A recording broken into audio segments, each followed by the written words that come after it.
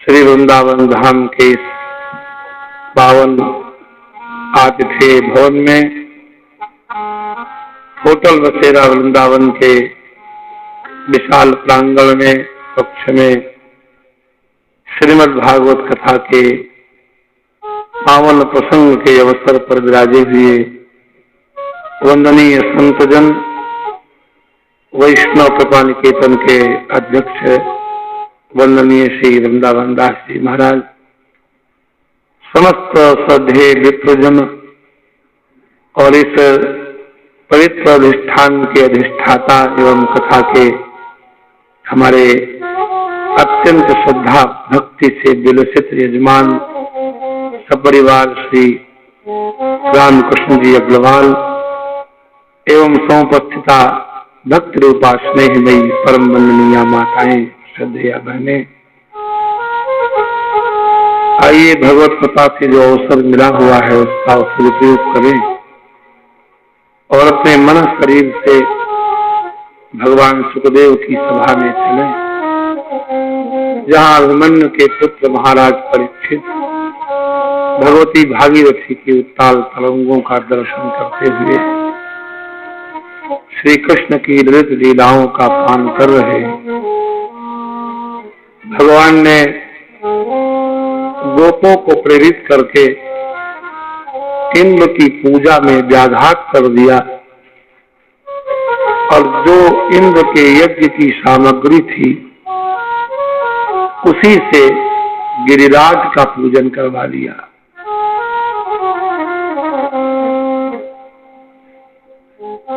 पहले कहा गया है कि यत्र तयेद्यापिन चाल मध्वराः, समस्त यज्ञों की आहुतियों का परम आश्रय श्री कृष्ण ही है और इंद्र के लिए भी यज्ञ ही किया जा रहा था, इसलिए यहाँ याग शब्द का ही प्रयोग है कि ये इंद्र याग संभाराः तैरयम साध्यताम मखः। इंद्र के यज्ञ के लिए जो सामग्री है उससे यज्ञ का परम जो भोक्ता है, क्योंकि वासुदेव परामखा, समस्त यज्ञों के परम परायण श्री कृष्ण है। तो भगवान ने सोचा कि जब सारे यज्ञ मुझे ही तृप्त कर रहे हैं तो क्यों न हम ब्रजवासियों की आहुति साक्षात स्वीकार करें, और इसलिए छोटा सा एक रूप बना करके नंद बाबा की उंगली पकड़ ली और जहाँ पर गिरिराज का मुखार बिंब है उसमें एक रूप बना करके भगवान ने प्रकट कर दिया। कृष्ण पुण्यतमम रूपम, वो रूप क्यों बनाया? बोले गोप विश्रम्भलम गतः।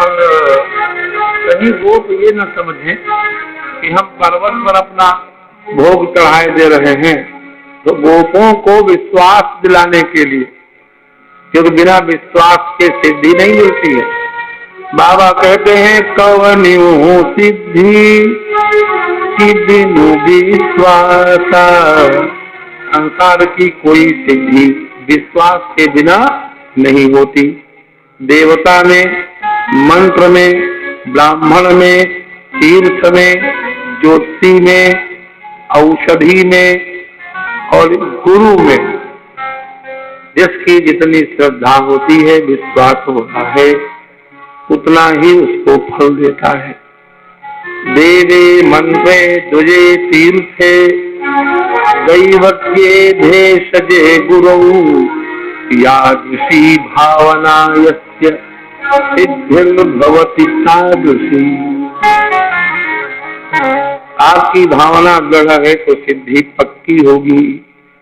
इसलिए गोप विश्रम्भणम गतः, गोपों को विश्रम्भणम माने विश्वासम, भगवान गोपों के विश्वास में पक्के रहना चाहते। लोग कहते हैं कि जिसकी विश्वास के प्रति निष्ठा नहीं रह जाती,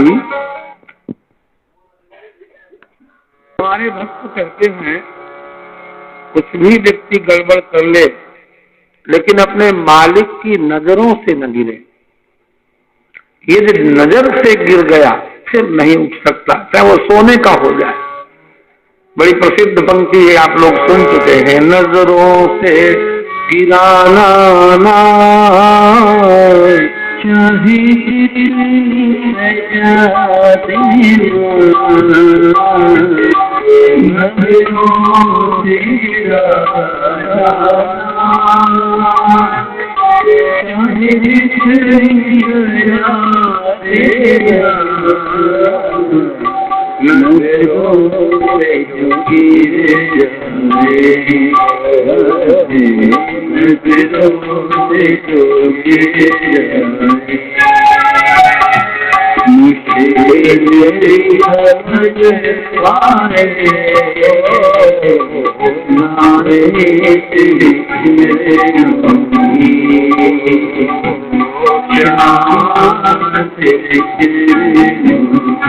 चाहे भगवान नजरों में नहीं गिरना चाहते, इसलिए एक रूप बना लिया और वही प्रकट हो गए।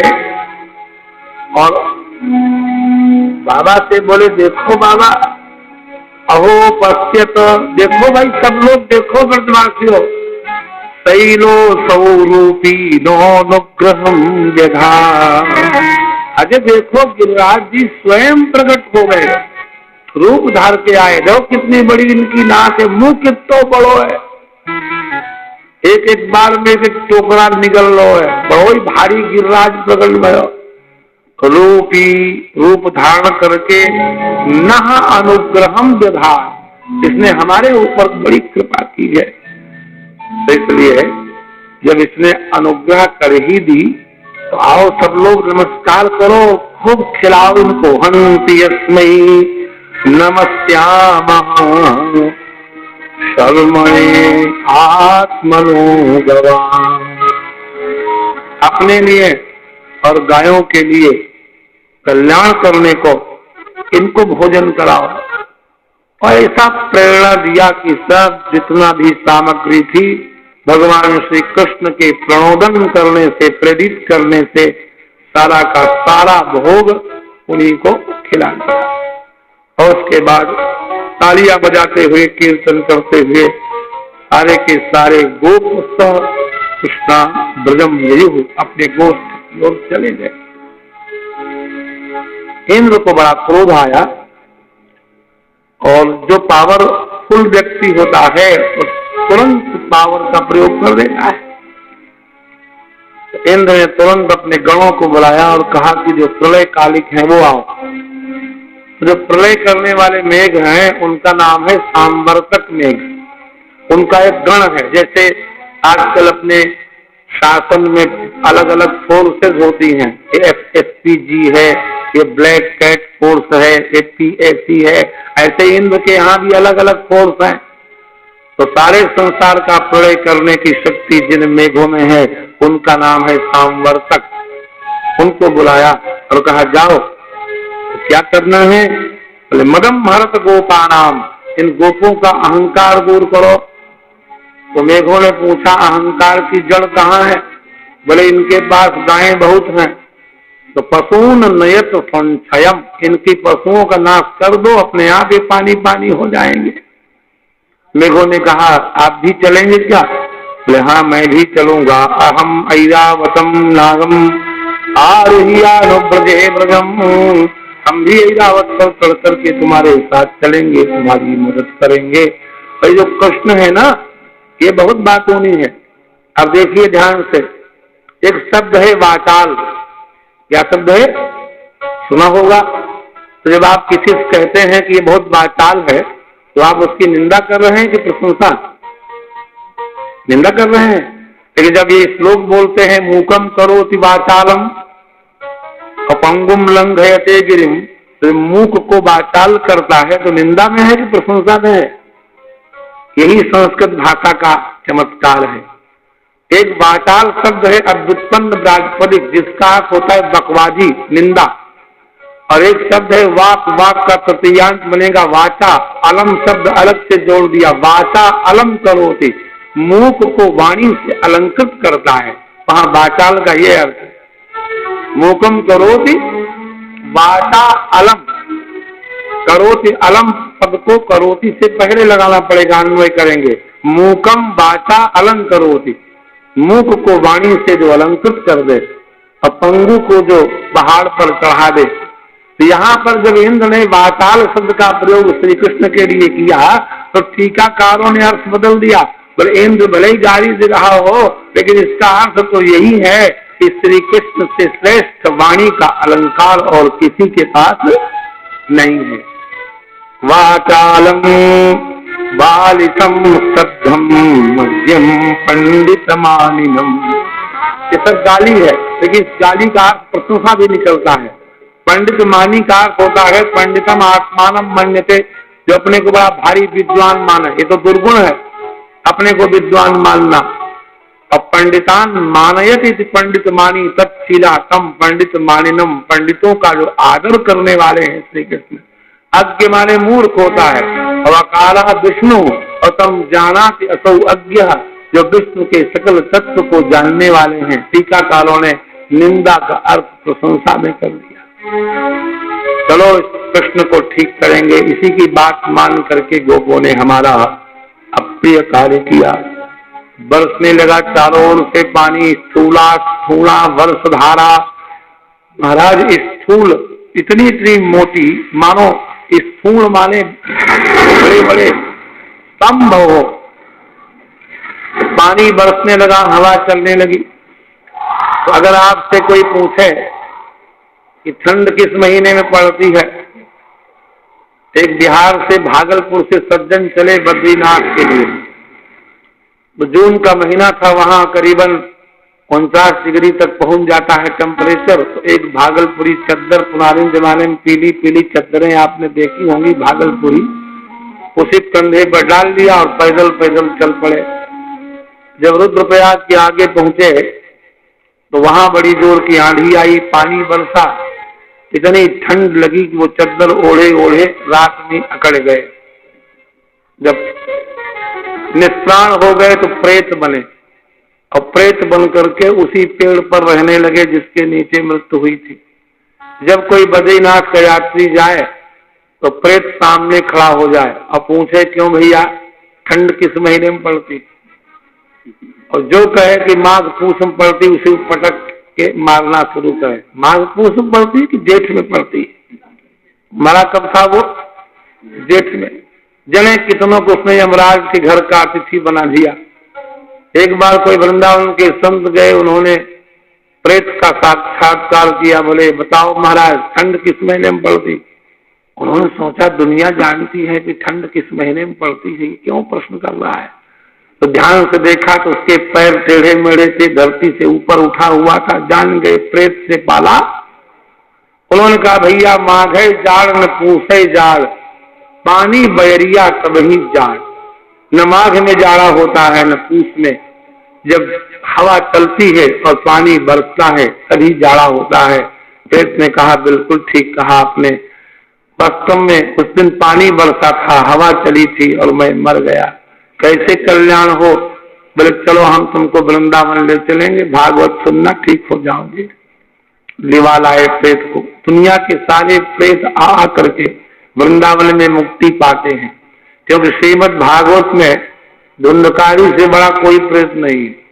जिसको 100 गया श्राद्ध करने पर भी मुक्ति मिलने वाली नहीं थी, उसको भी श्रीमद् भागवत से मुक्ति प्राप्त हो गई। तो जब पानी बरसता है, जब हवा चलती है तो शैत्य बढ़ जाता है। कार्तिक का महीना, खंभे के समान मोटी मोटी धाराएं जब बरसने लगी, सारे गोप और गोपियां व्याकुल हो गए और श्री कृष्ण की शरण में आए। कृष्ण कृष्ण महाभागर सुन्नाथम गोकुलम प्रभो। हम तो झूठ मूठ कहते हैं, रोज भगवान के सामने 3 बार झूठ बोलते हैं। सुबह से आरती करते हैं, शाम को आरती करते हैं, दोपहर में भी कभी कभी कर देते हैं, और हर बार कहते तन मन धन सब कुछ है तेरा, स्वामी सब कुछ है तेरा। और स्वामी जी अगर कहें, अच्छा ठीक है तन मन धन छोड़ो, ये गाड़ी किसकी है? अगर कहो कि आपकी, और भगवान प्रकट हो जाए और कहें चाबी हमको देना, तो लेकर के चल दें तो कल से कोई कहेगा कि तन मन धन सब तेरा। ये कहना बहुत सरल है कि प्रभु सब कुछ आपका है, लेकिन ये करना बहुत कठिन है। लेकिन गोपों के यहाँ तो छल था ही नहीं। उन्होंने कहा त्वन्नाथम गोकुलम प्रभो, त्वन्नाथ माने त्वमेव नाथा यस्य, इस गोकुल के तो स्वामी केवल आप ही हैं। अगर इसका नाश हो गया श्री कृष्ण तो लोग कहेंगे कि कृष्ण के गोकुल को इंद्र ने नष्ट कर दिया। अब आप उसकी रक्षा करना चाहो तो करो और न करना चाहो तो न करो। महाराज जब भगवान ने इस प्रकार से उनकी दीन वाणी सुनी तो तुरंत भगवान ने निश्चय कर लिया कि जो अपने को इंद्र की तरह लोकेश मानते हैं, हम उनके मद को अवश्य दूर कर देंगे। मत्तो सताम मान भंग प्रसमायो प्रकल्पते, पुरुषों का मान भंग हमसे हो तो प्रसम अवश्य हो जाएगा। तो सारे गोप आज शरण में आए हैं, प्रभु हम भी शरणागत हैं, स्वीकार करो तो जाओ। हम भी शरणागत हैं, स्वीकार करो तुमको पाते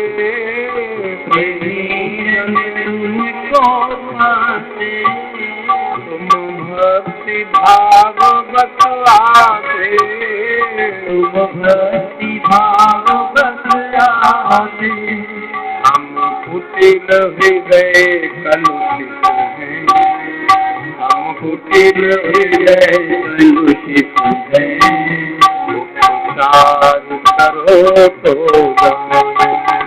हम कुटिल हृदय कलुषित। आर्त होकर के प्रार्थना की।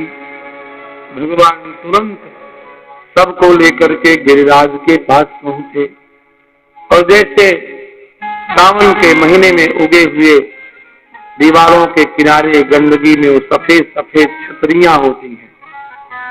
आजकल तो कलयुग घोर है ना, इसलिए लोग उसकी सब्जी बना के खाने लगे और नाम रख दिया मशरूम। जिन्हें कहां से नाम ले आए ढूंढ। गांव का नाम, उसका असली नाम तो बड़ा भयानक है और उसको चुट से तोड़ लिया जाता है। हमारे संस्कृत में उसको उच्छिलींद्र कहते हैं, उगा हुआ यूं ही निकल आता है धरती से।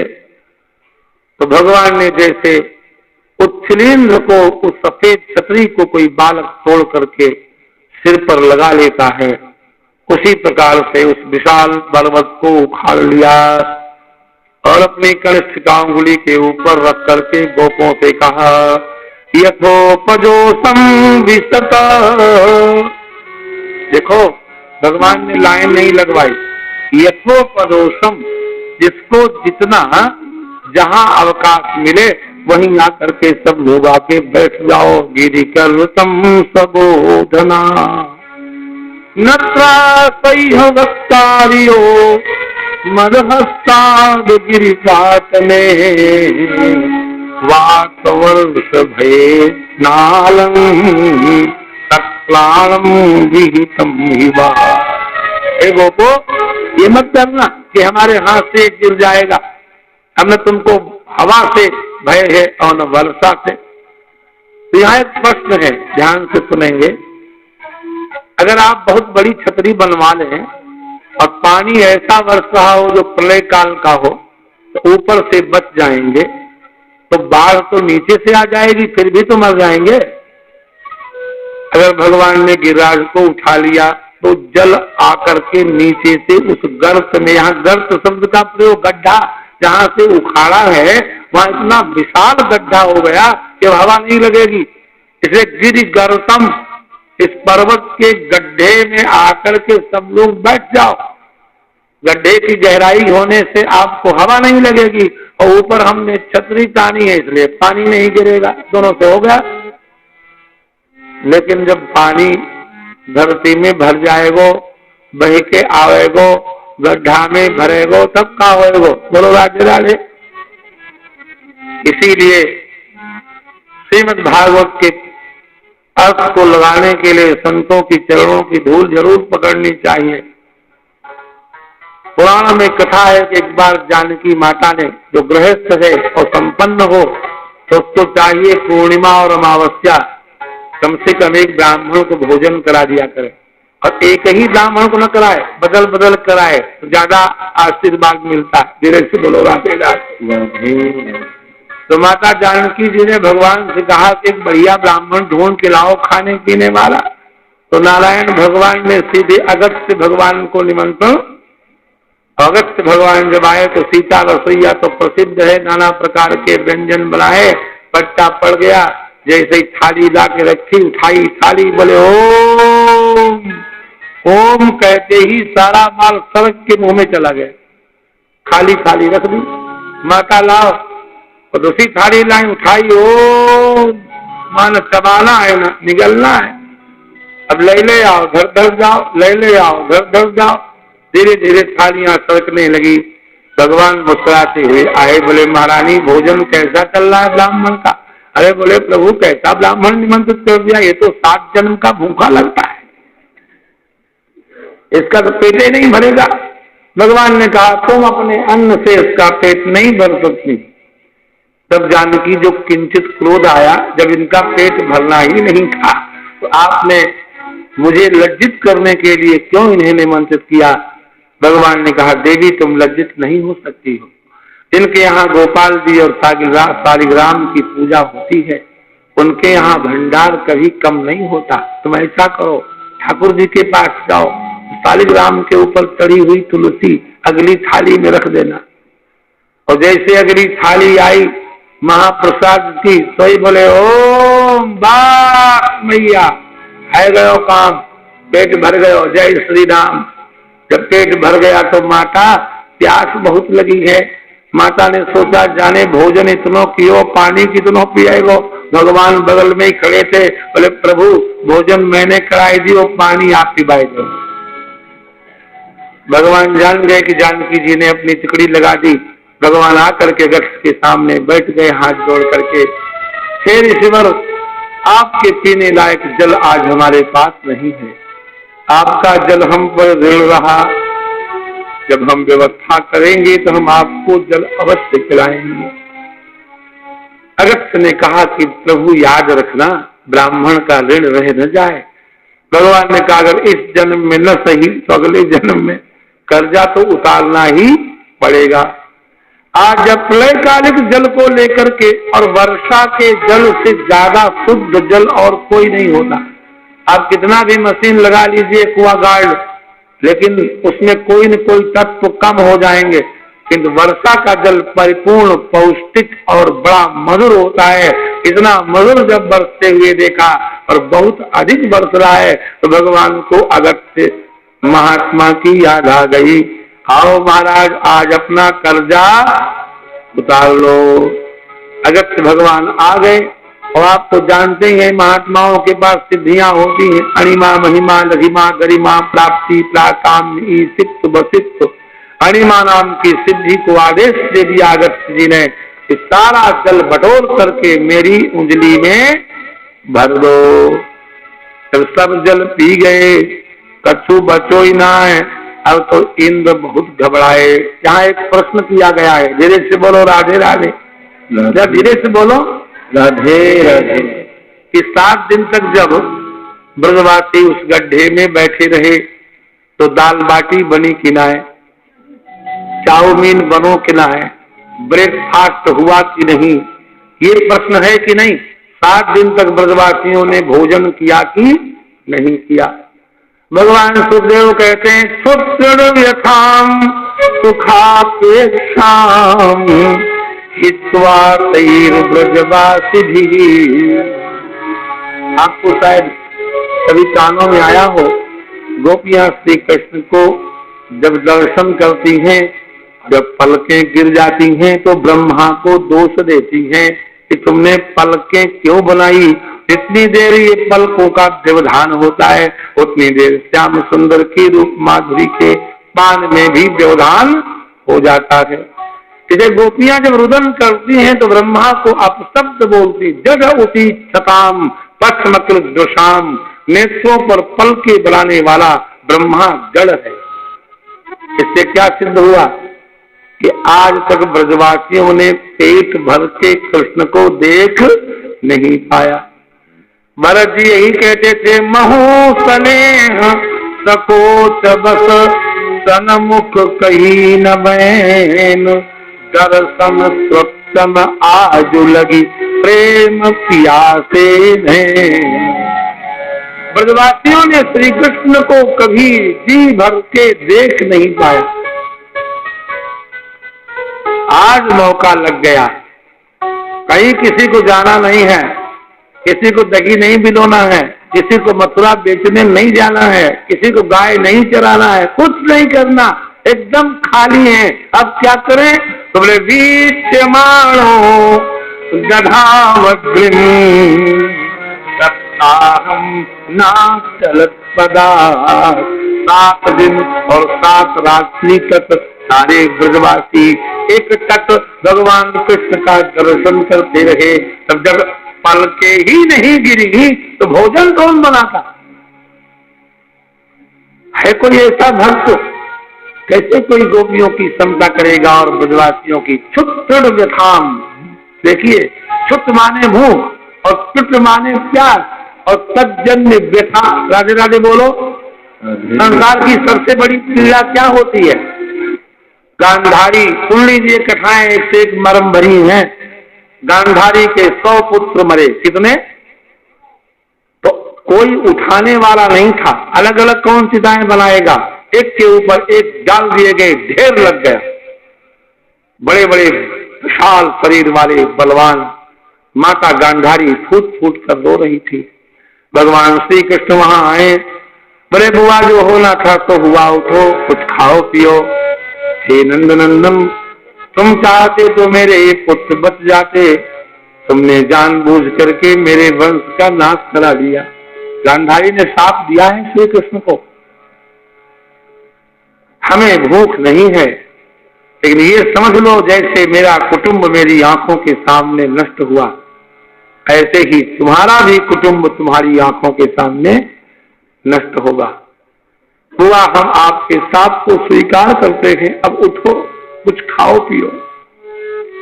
कैसे खाएं? हमारे तो 100 पुत्र मारे गए। भगवान ने कहा जैसी तुम्हारी इच्छा। चले गए।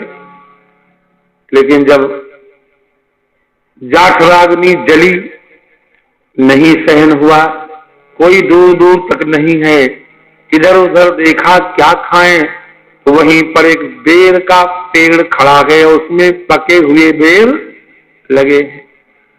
तो गांधारी उन्हीं पुत्रों की लाशों पर चढ़ गई, ढेर पर, और चढ़ करके एक बेर तोड़ लिया, जैसे मुख में डाला, कोई नंद नंदन प्रकट हो।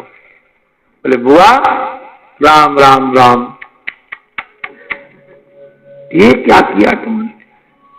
कोई साधारण व्यक्ति भी मृत शरीर का स्पर्श करके स्नान करता है, तब जल पीता है, और तुमने अपने पुत्रों के शरीर पर खड़े होकर के फल खा लिया।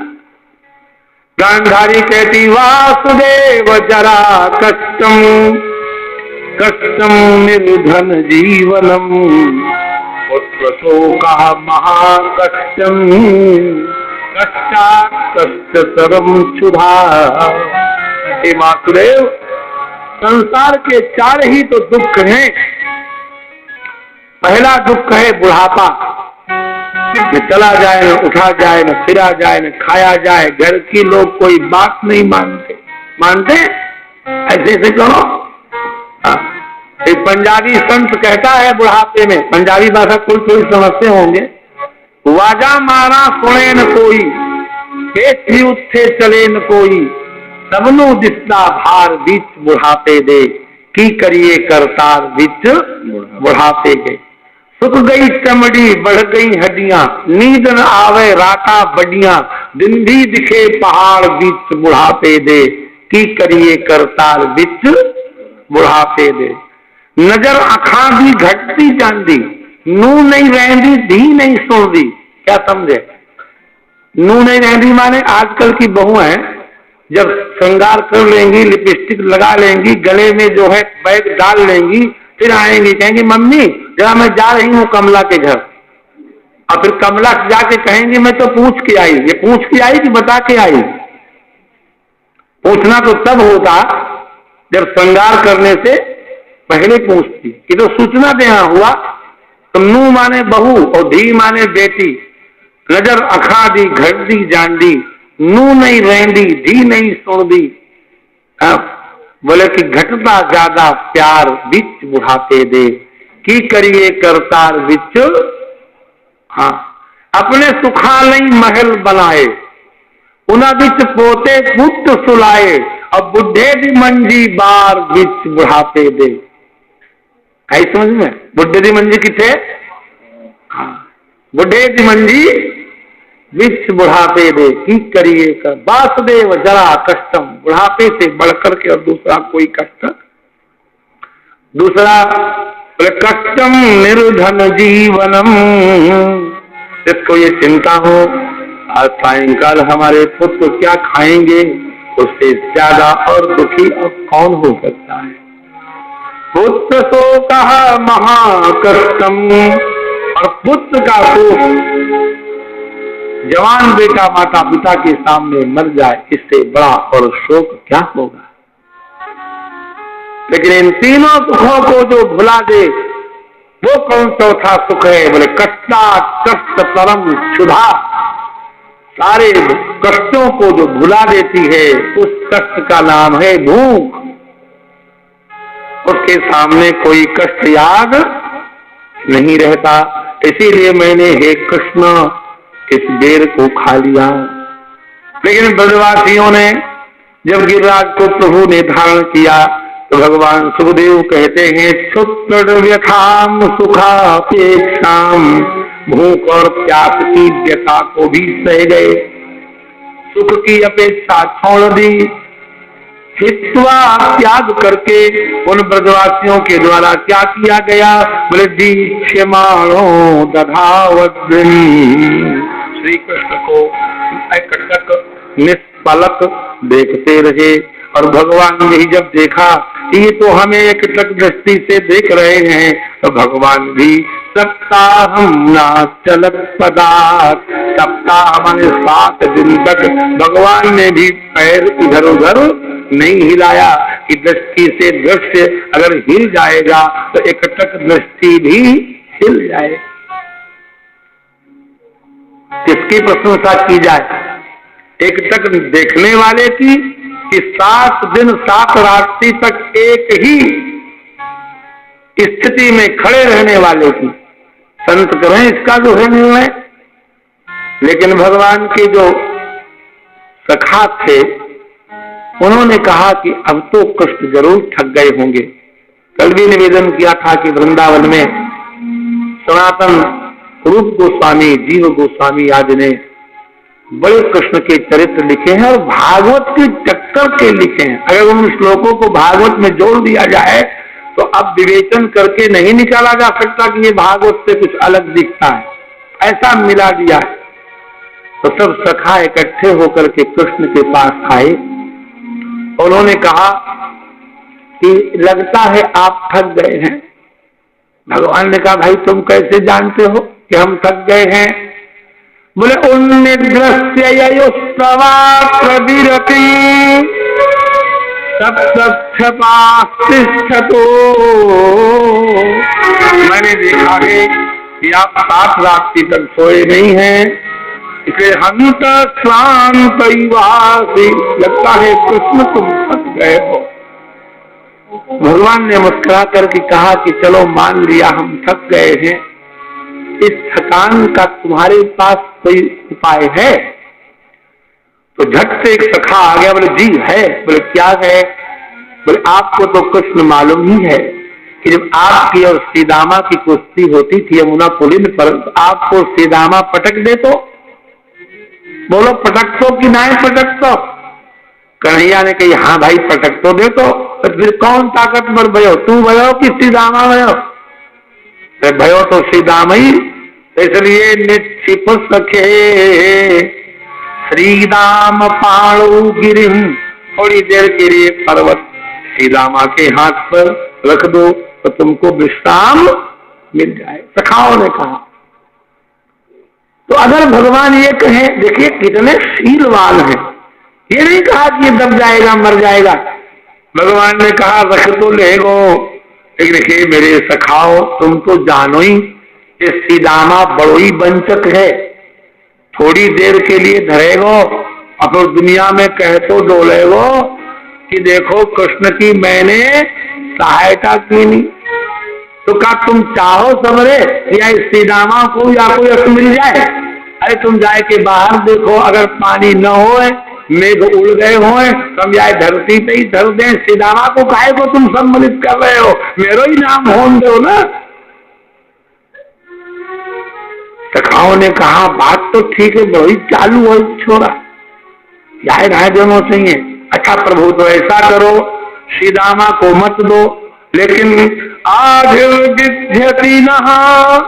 हमें बहुत तकलीफ हो रही है आपको देख करके, तो तुम सीदामा को मत दो, एक काम करो। फिर क्या करें? समर्पय करे क्षणम दक्षिणे, आप बाएं हाथ में रखे हो, आप अपना ही हाथ बदल लो, अब पर्वत को दाहिने हाथ में रख लो। तो भगवान ने कहा इसमें तुम्हें क्या सुख मिल जाएगा? तो सखाओं ने कहा मिलेगा ना, जब आप बाएं हाथ को खाली कर देंगे तो दोष रखते करवाम काब मधुना सभ्य संबानम, हम थोड़ी देर आपके हाथ की मालिश करेंगे, हाथ थक गया है, सूज गया है, जब हम आपके हाथ को सहला देंगे, तेल लगा देंगे, तो हाथ में थोड़ी सी सहूलियत होगी। आप इतना मानो, अपने ही इस पर्वत को अपने ही दूसरे हाथ पर रख लो। आधे विद्यति न समर्पय करे दक्षिणे दोष्णस्ते करवाम काम मधुना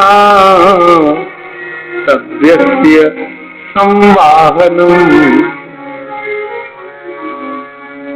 भगवान ने कहा धन्य है हमारे इतने प्रेमी सखा हैं, हम सखाओ तुम्हारी जरूर बात मानेंगे, हम हाथ बदल लेंगे, किंतु यदि जल न बरस रहा हो तो हाथ भी बदलने की क्या आवश्यकता?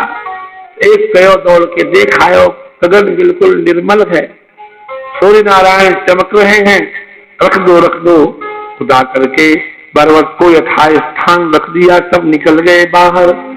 अब तो महाराज जय जयकार होने लगी।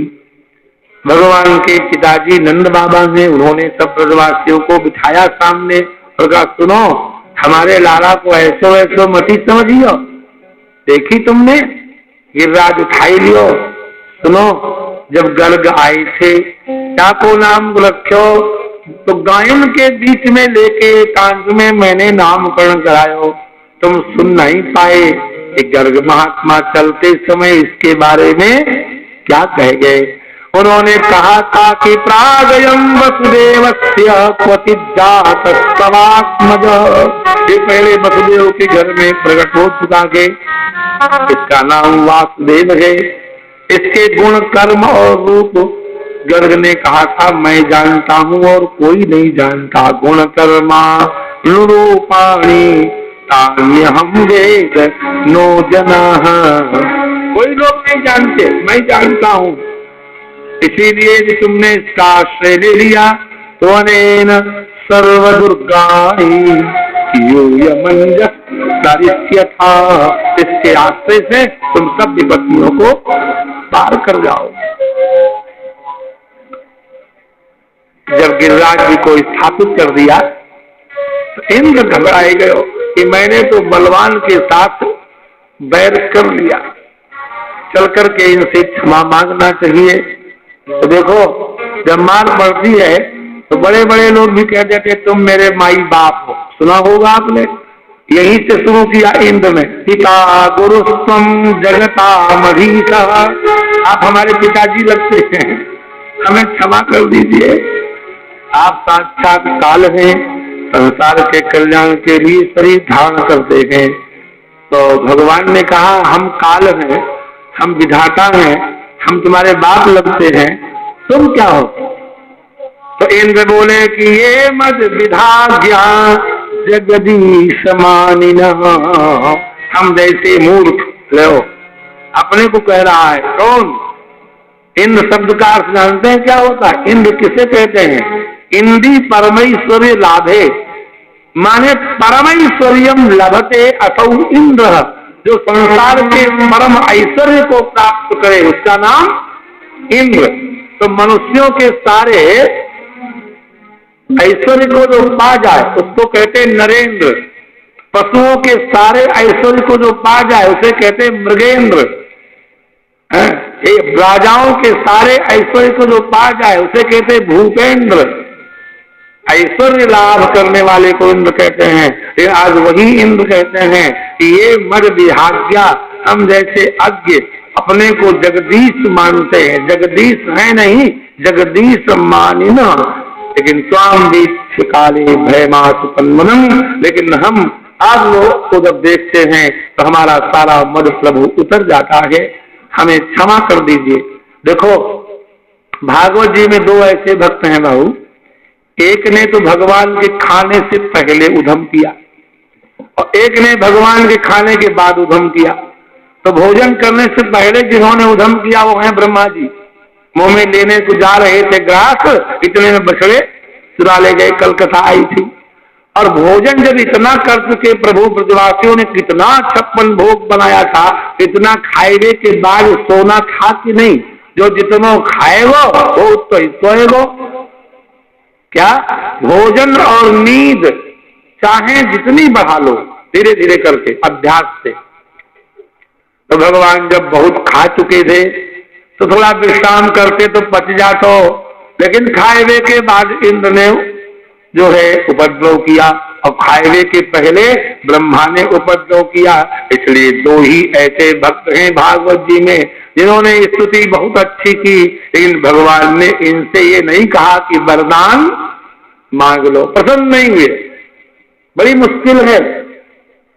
ब्रह्मा जी ने जो स्तुति की है उसमें आप मगन हो जाए, संत तो मगन ही रहते हैं, लेकिन ब्रह्मा जी की दिव्य स्तुति सुनने के बाद भी भगवान ने उनसे नहीं कहा कि मैं तुमसे प्रसन्न हूं जाओ, और न इंद्र से कहा कि बोले ही नहीं। लेकिन जब इंद्र हाथ बांधे खड़े रहे तो भगवान ने कहा गम्यता हट जाओ यहां से, इट्स एन ऑर्डर, गम्यता चलो। अब ना हिम्मत पड़ी कछु कहने के चल पड़ो। जब सीढ़ी तक पहुंचो ऐसो नहीं जरा, हाँ महाराज प्रियताम में अनुशासनम, मेरी आज्ञा में रहना हो, हाँ ऐसा नहीं कि जब मन हो सो करो। तो इंद्र ने कहा प्रभु हाँ ठीक है आज्ञा में रहेंगे, क्या आज्ञा पालन करनी है? तो भगवान बोले ये बताओ तुमको प्रलय करने का अधिकार किसने दिया? अथॉरिटी लेटर तुम्हारे पास है? स्थीयताम स्वाधिकारेषु, अपने अधिकार का अतिक्रमण मत करना कभी। तुम्हारा काम है पानी बरसाना, नाराज हो जाओ तो सूखा डाल देना, लेकिन तुमको ये अधिकार नहीं है कि किसी को प्रलय करके मार डालो। आज के बाद अगर अपने अधिकार का उल्लंघन किया तो हम तुमको सस्पेंड कर देंगे,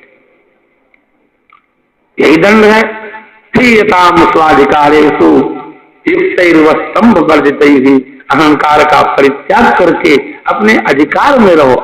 लोग कहते अपनी सीमा में रहिए।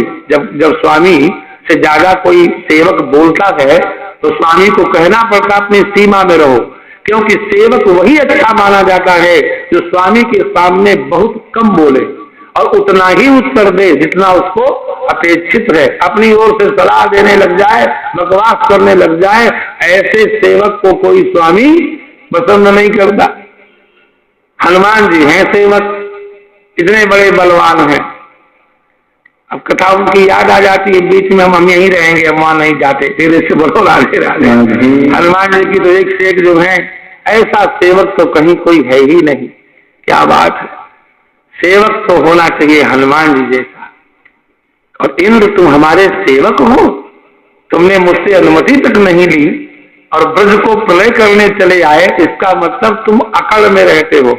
हनुमान जी क्यों जो है, जानते हो हनुमान जी का जो दरबार, राम दरबार आपने देखा होगा, एक तरफ जानकी जी, एक तरफ लक्ष्मण जी, सामने हनुमान जी। तो ये कोई लौकिक भक्तों की कल्पना नहीं है। एक अपने यहाँ आचार्य हुए हैं, उनका नाम था बुध कौशिक ऋषि। तो एक दिन स्वप्न देख रहे थे, सो रहे थे, तो उनको स्वप्न में भगवान शिव का दर्शन हुआ और शिव जी ने उनको स्वप्न में एक राम जी की स्तुति का उपदेश किया। उसी का नाम है राम रक्षा स्तोत्र। सुना होगा शायद, नाम सुना है कि नहीं? तो राम रक्षा स्तोत्र में हनुमान जी की प्रशंसा है, राम रक्षा स्तोत्र। तो हनुमान जी की उसमें प्रशंसा की गई। कौन है ये हनुमान जी? बोले देखो, दक्षिणे लक्ष्मणो यस्य, जिन श्री राम के दाहिनी ओर कौन है? लक्ष्मण। और वामे च जनकात्मजा, बाई ओर कौन है? जनक नंदिनी किशोरी जी। और पूरतो मारुतिर्यस्य, और सामने जिनके श्री हनुमान जी रहते हैं, तम वंदे रघुनंदनम, उन रघुनंदन की वंदना करते हैं। तो हनुमान जी कैसे रहते हैं? सिर नीचे को करके रहते हैं, कभी स्वामी की ओर देखते नहीं है। स्वामी आज्ञा देते हैं बस से पालन करते हैं, लेकिन उनकी आंख में आंख डाल के बात नहीं करते हैं। और तुम तो अकड़े रहते हो, स्तंभ है तुम्हारे अंदर। स्तंभ माने खंबा, तो खंबा सीधा होता है, देख लो। एकमात्र खंबा यहाँ टेढ़ा है तो उसका नाम पड़ गया टेढ़े खंबे वाला मंदिर। तो टेढ़ा खंबा तो गलत होता है, खंबा तो शब्द है स्तंभ, स्तंभ को बिगड़ के हो गया खंभ। तो इंद्र तुम तो खंभ हो गए, खंभ वर्जित ही। इस अकड़ का त्याग करो, वर्जित हो करके, सरल हो करके, विनम्र हो करके सेवा करो, तब तुम सेवक माने जाओगे। जाओ तब चलो। इंद्र को वहां से भगवान ने विदा कर दिया। अब सुरभि माता आई और बोले प्रभु आज से हमारे इंद्र तो आप हैं। मैं कैसे इंद्र हूं? बोले प्रभु इंद्र इसलिए हैं कि आपने हमारी रक्षा की। इंद्रम नत्वाभिषेक्ष्यामो ब्रह्मणा नोदिता वयम, ब्रह्मा ने मुझसे कहा है कि हे सुरभि तुम्हारी कुल की रक्षा श्री कृष्ण ने की है। इसीलिए श्री कृष्ण का नाम है गोपाल। तुम अपना सारा लाभ उनको दे दो, तब नाम पड़ेगा गोविंद। गाम लभते असौ गोविंद, विद्री राधे धातु है। जो गायों का लाभ करे उसका नाम गोविंद। अथवा गाम उपनिषद वाचम वेत्ति जानाति असौ गोविंद। गो माने उपनिषद वाक, और उसको जो जाने उसका नाम गोविंद। अथवा गावः इंद्रियाणि और तानि विन्दति जानाति असौ गोविंद। इंद्रियों को भली प्रकार से जो जाने, वेदवाणी को भली प्रकार से जो जाने, गायों का लाभ जो भली प्रकार से करें, उनका नाम गोविंद है। और उन गोविंद को अभिषेक करने के लिए सुरभि माता का आदेश हुआ है, हमको आदेश हुआ है ब्रह्मा जी का। आ गई सुरभि माता। कृष्ण छोटे से 7 वर्ष की अवस्था है, बैठ गए और सुरभि माता चारों पैरों से ऊपर खड़ी हो गई और चारों स्तनों से कृष्ण के मस्तक पर दुग्ध की धारा गिरने लगी, अभिषेक होने लगा। इंद्र ने देखा उत्सव हो रहा है, उसमें तुम्बरु नारद गंधर्व विद्याधर सिद्ध चारण सब लोग जा रहे हैं। भगवान ने हमें तो वहां से जाने को कह दिया, पुनः यदि मैं उत्सव में गया भगवान जरूर क्रुद्ध हो जाएंगे। बड़ी दुखी हुए इंद्र। तो इंद्र की मां ने कहा कि तुम श्री कृष्ण का कृपा प्रसाद पाना चाहते हो तो तुम संतों को साथ लेकर जाओ। देखिए भागवत जी कैसे कैसे संकेत देती हैं। तो इंद्र सुरर्षि साकम, सुरर्षियों के साथ, देव ऋषियों के साथ, देव संतों के साथ, नोदितो देव मातृभिः, देव माताओं ने जब प्रेरणा की तो संतों के साथ जब इंद्र आए और वहां पर अभिषेक होने लगा तो ऐरावत से पहले ही कह दिया था कि जब दुग्ध स्नान हो चुकेगा तो शुद्ध जल स्नान होगा, लोग लेने दौड़ेंगे, तुम्हें लिए चलो। तो जलैराकाश गंगाया ऐरावत करोद्भुतै। ऐरावत ने सुंदर स्वर्ण के कलश भर लिए आकाश गंगा मंदाकिनी से, और श्री कृष्ण के मस्तक पर जैसे वो जल पड़ा तो सारे के सारे लोग महाराज कृष्ण का कीर्तन करने लगे। कृष्ण गोविंद गोविंद कृष्ण गोविंद गोविंद बोलो गोविंद गोविंद राधे गोविंद कृष्ण गोविंद गोविंद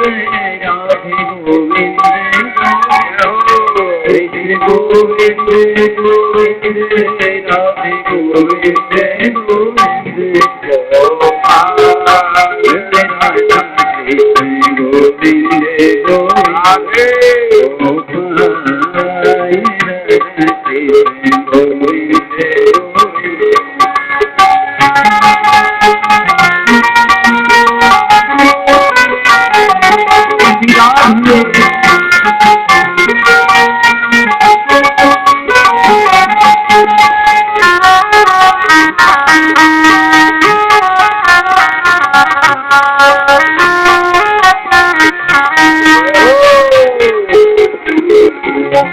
कृष्ण गोविंद गोविंद राधे गोविंद गोविंद गोविंद गोविंद राधे गोविंद कृष्ण गोविंद गोविंद राधे गोविंद गोविंद कृष्ण गोविंद गोविंद राधे गोविंद गोविंद गोपाल गोविंद गोविंद गोपाल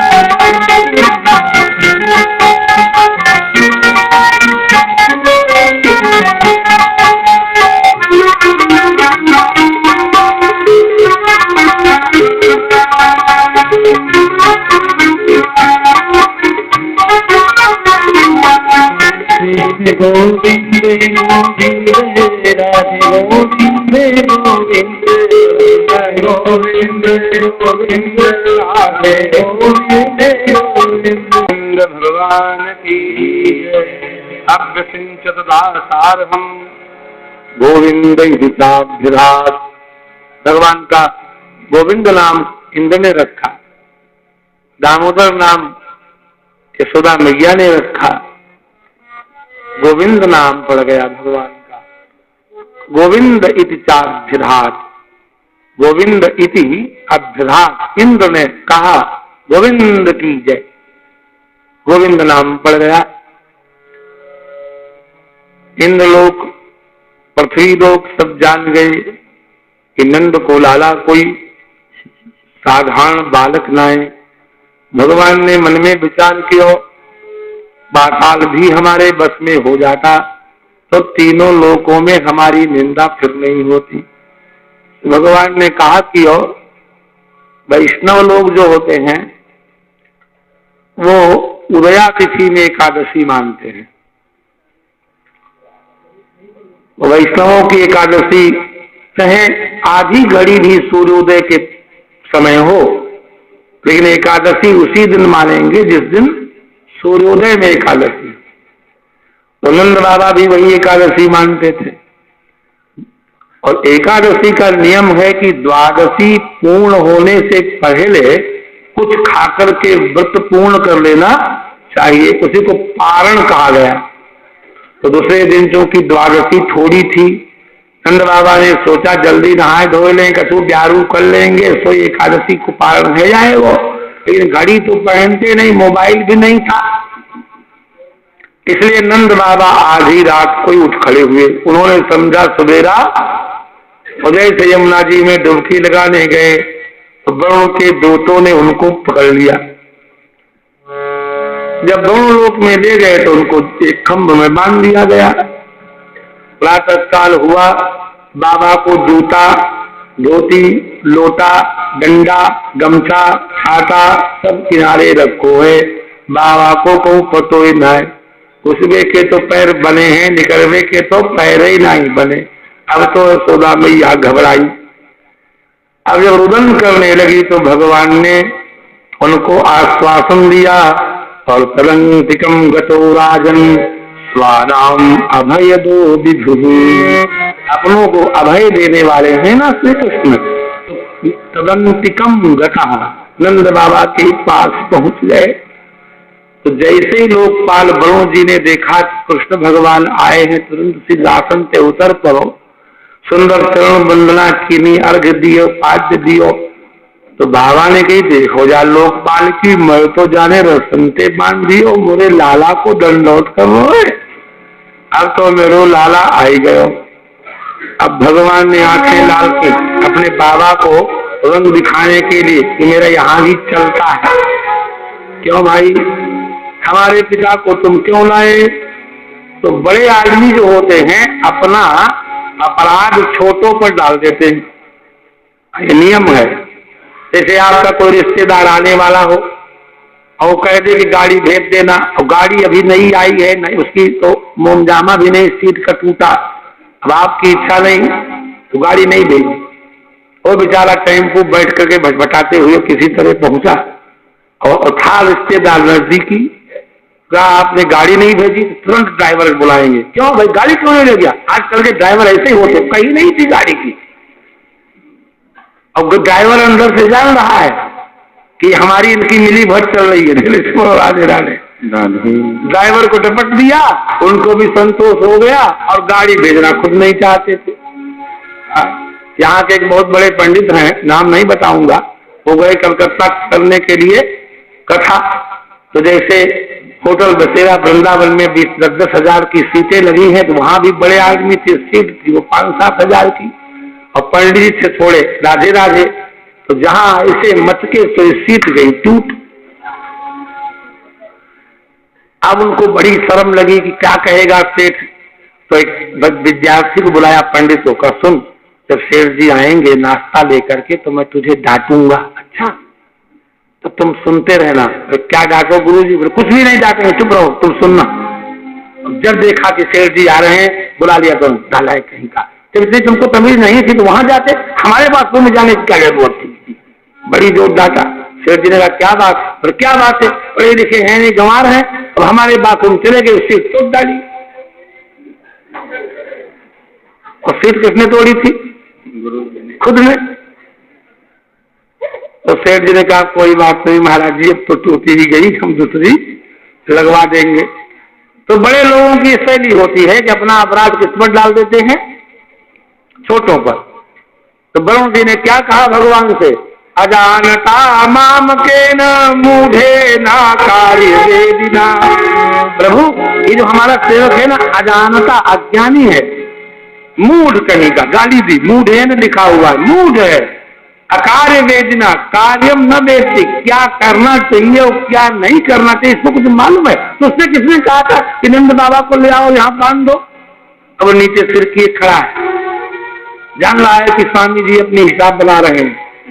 भगवान ने कहा कोई बात नहीं, जो हुआ अब क्या तुम्हारा विचार है? अरे बोले ये लाया था प्रभु, मैं नहीं लाया। आनी तो यम सब पिता, आपके पिता को ये ले आया, यद भगवान क्षंतुमर्हति। आप प्रभु इसको क्षमा कर दीजिए। अब जैसे मेरा सेवक वैसे ही आपका सेवक। और तुरंत जो है सुंदर नाना प्रकार के उपहार दे करके और विदा किया नंद बाबा को। भगवान कृष्ण आए तो कृष्ण तो अपना चले गए ग्वालपालों में। बाबा ने तुरंत फिर बुलाई अपनी चौपाल और लगे बताने हमारे लाला से कछु कहियो ना हो, जो करे करवे दो, तुम नहीं जानो, लोग पालू दंडोत करे। आज तो वरुण ने दंडोत की नहीं, माजना तुमने नाई देखी, इंद्र दंडोत करके गयो, अरे आज तो वरुण ने दंडोत की नहीं। ब्रजवासियों ने कही तो जाको मतलब ये बाबा कि जो तुम्हारो छोरा ना है तुम जरूर कहूं के लाए, तुम्हारे घर में कहां से आए गयो ऐसो, बताओ तुम किनको छोरा लाए हो, लाए तो तुम्हारो हुक्का पानी बंद। अब बाबा घबराए, क्योंकि यद्यपि जग दारुण दुख नाना, सबसे कठिन जाति अपमान, जाति का अपमान सबसे कठिन होता। बाबा ने कहा कि देखो हमने तुमको बताया नहीं, तुम तो देखते ही थे यशोदा कोई छोरा है, लेकिन गर्ग महात्मा ने सब इसकी महिमा बताई थी, तुमको नहीं बता पाए। ये अतीन्द्रिय सुख को देने वाला भी है और भोक्ता भी है। ब्रजवासियों ने कहा आज कहां से आ रहे हो बाबा, सच सच बताओ।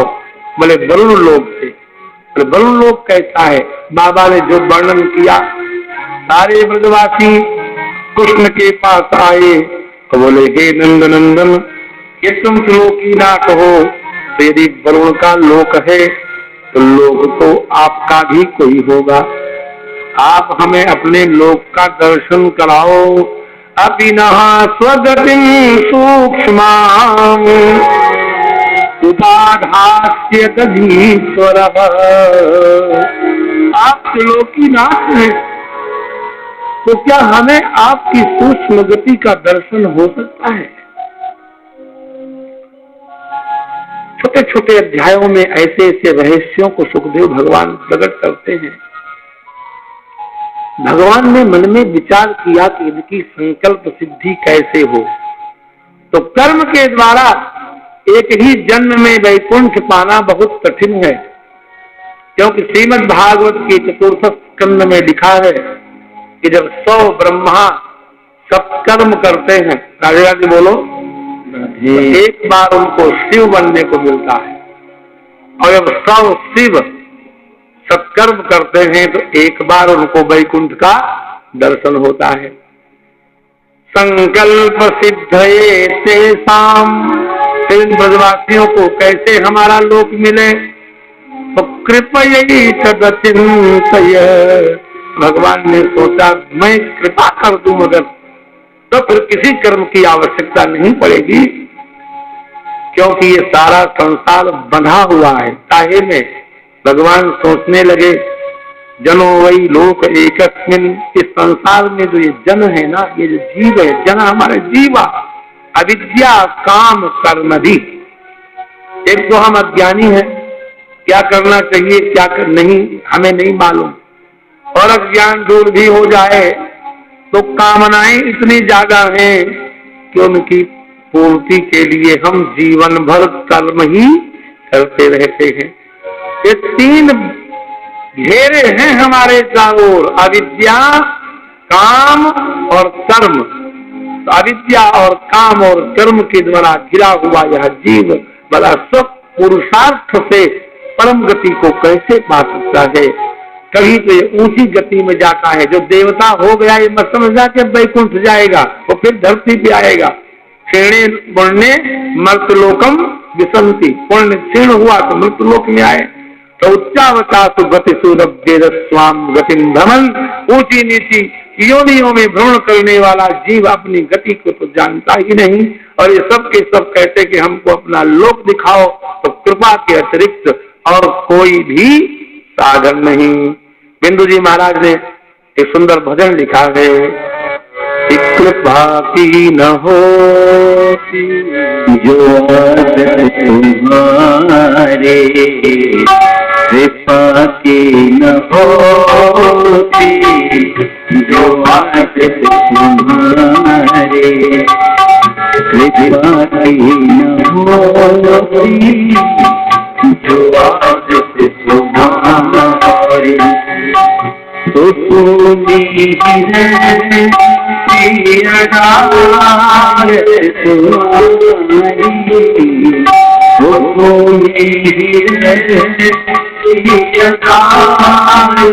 तुम्हारी कृपा की न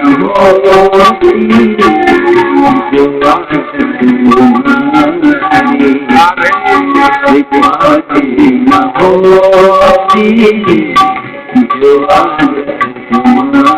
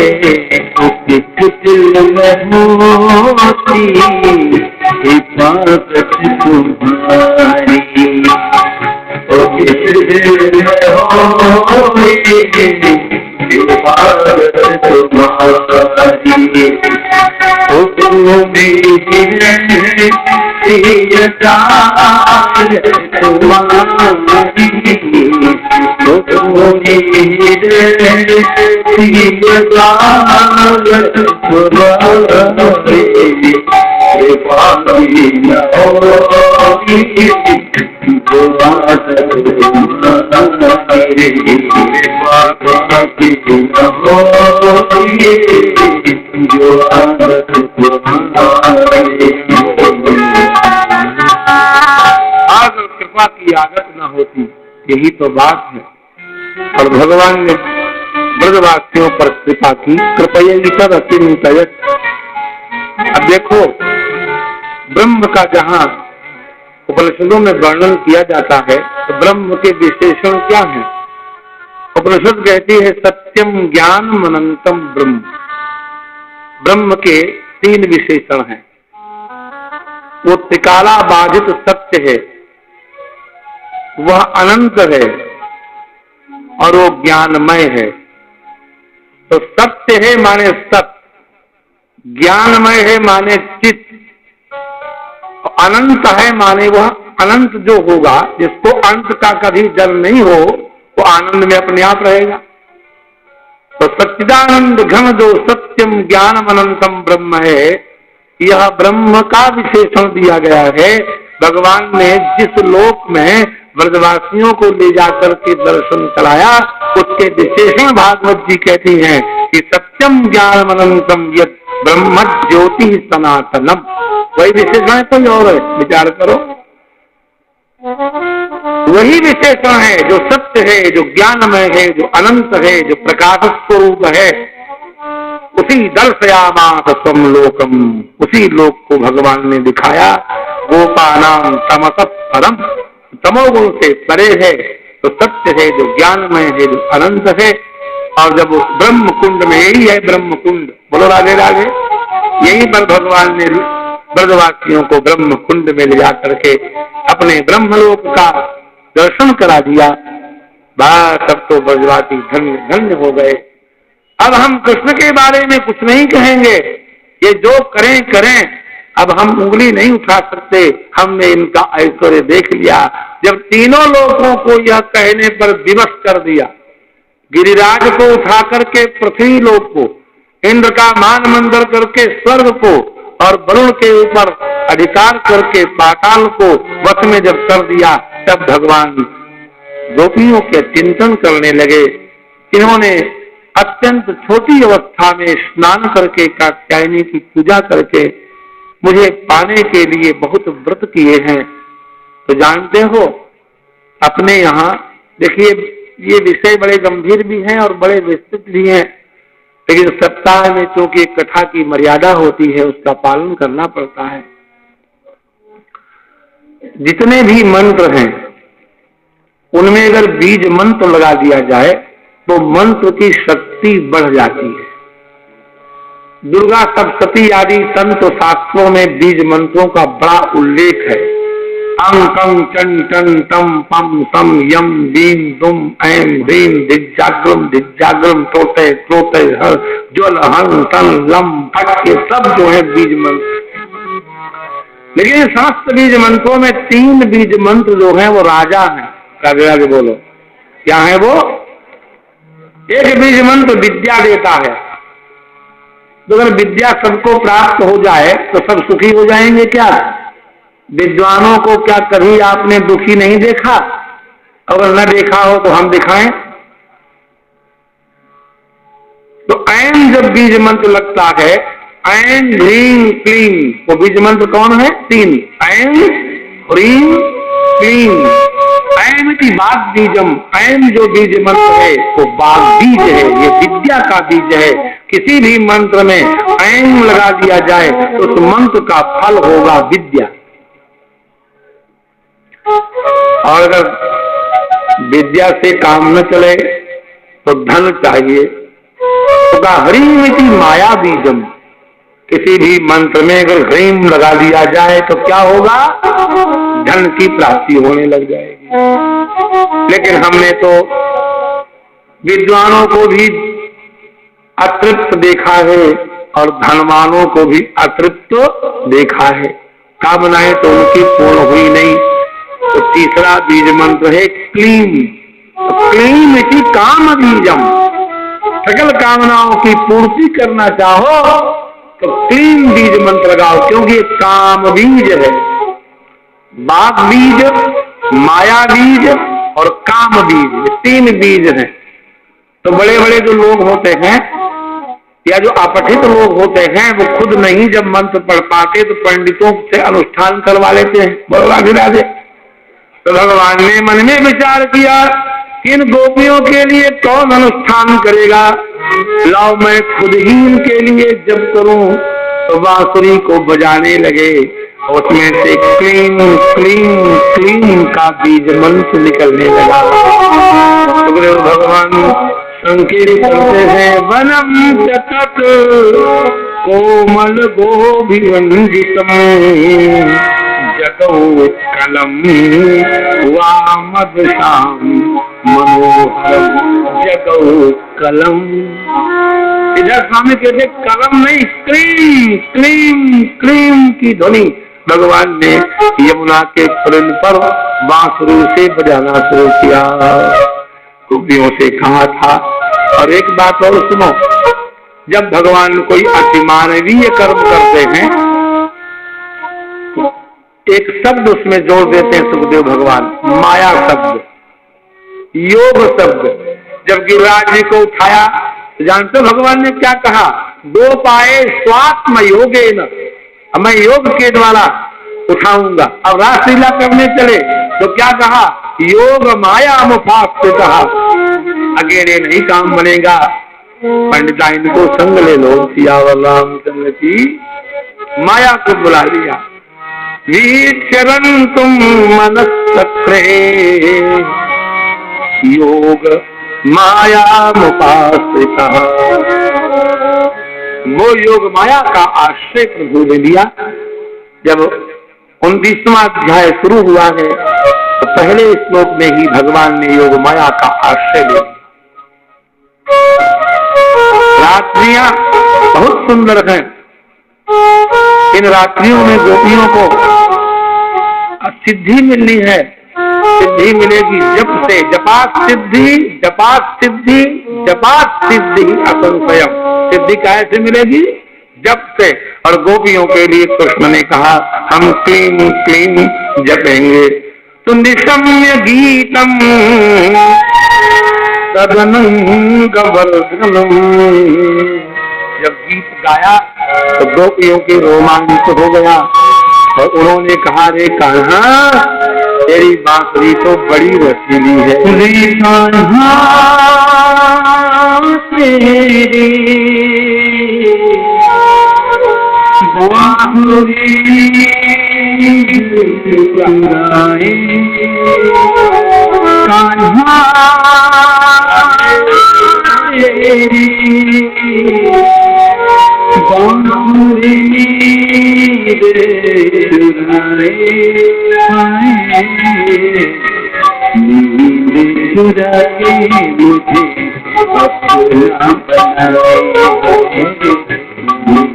चुरा के मुझे अपना बनाए नींद चुरा के मुझे अपना बनाए नींद चुरा के मुझे अपना बनाए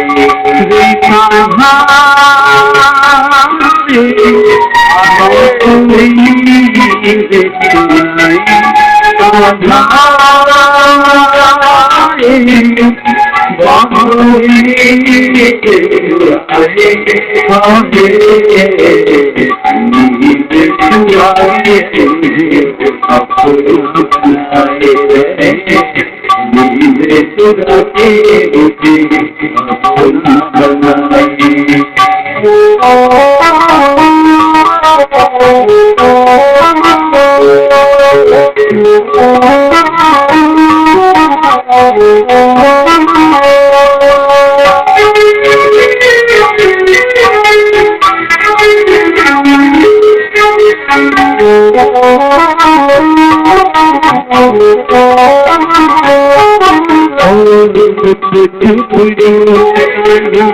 दुनिया से चोरी तोड़ न जाए की दूरी धोप धोप रोना दुनिया से चोरी रे टूट न जाए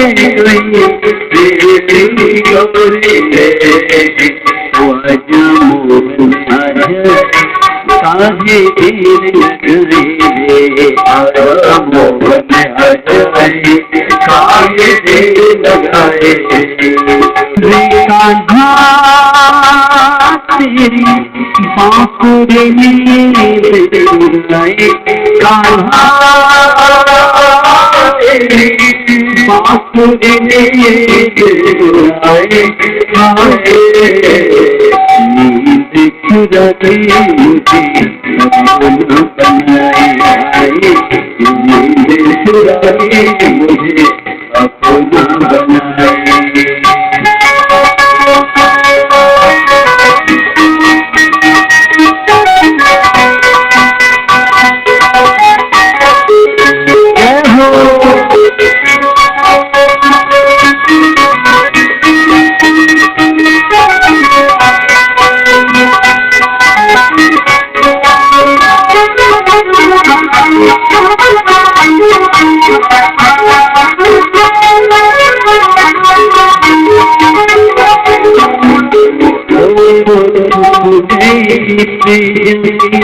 यारे खबरिया ढूंढ ढूंढ गाना तोरे वही में बबरिया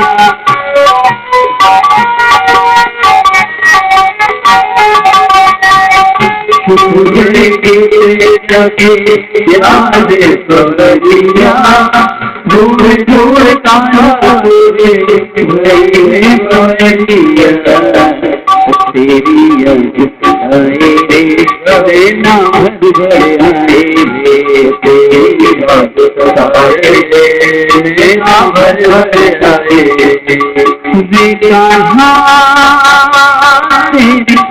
बांसुरी चुराए कान्हा बांसुरी चुराए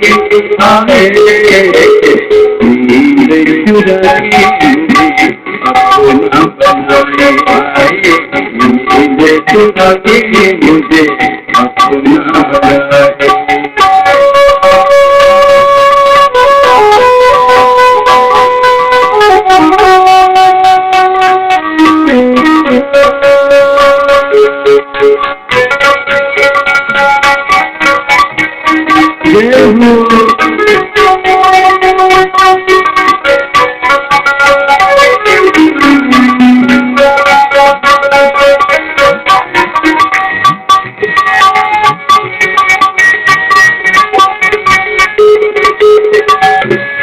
प्रीति के बड़ दुख पाया रे, एक मोही काया छेद आया रे।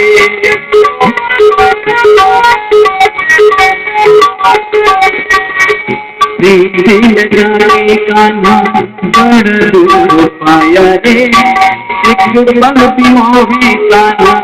छेद आया रे। मोरा घबराए रे, एक पल चैन आए रे, जिया मोरा घबराए रे, एक पल चैन आए रे, ओ जिया मोरा घबराए रे, एक पल चैन आए रे, जिया मोरा घबराए रे, एक पल चैन आए रे। देखा तेरी बाबरी दिखाए बाबरी दिखाए आए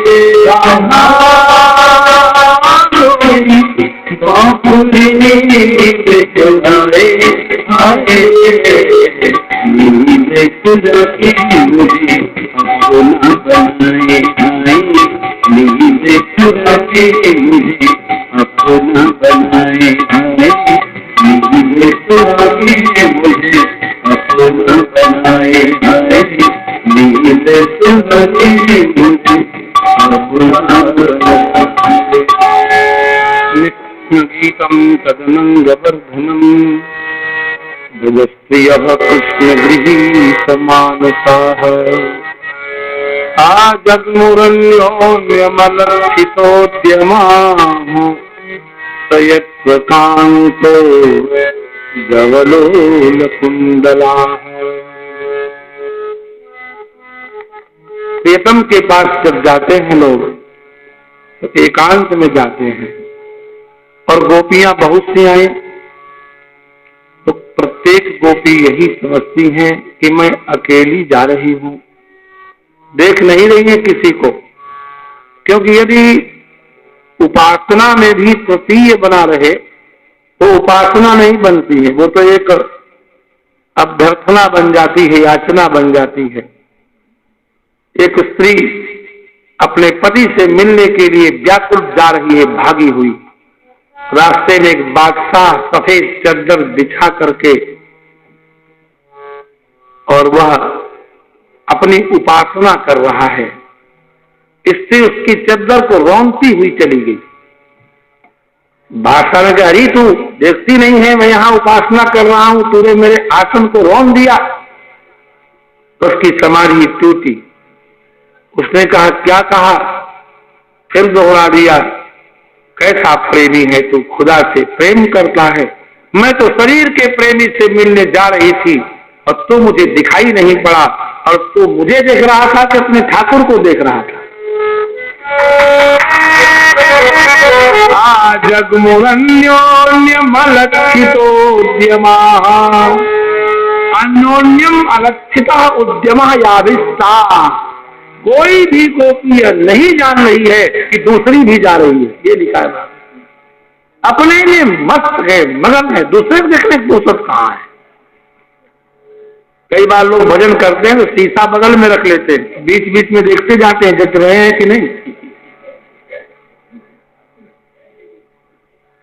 एक बार मैं पंजाब में कथा करने गया तो सज्जन आए, बोले कि आप शीशा कंघा नहीं रखते हैं यहाँ। मैं क्यों? बोले पहले पंडित जी आए थे, जब कीर्तन होता तो बीच में कंघा करते थे। सच्ची घटना। भगवान को कौन देखे?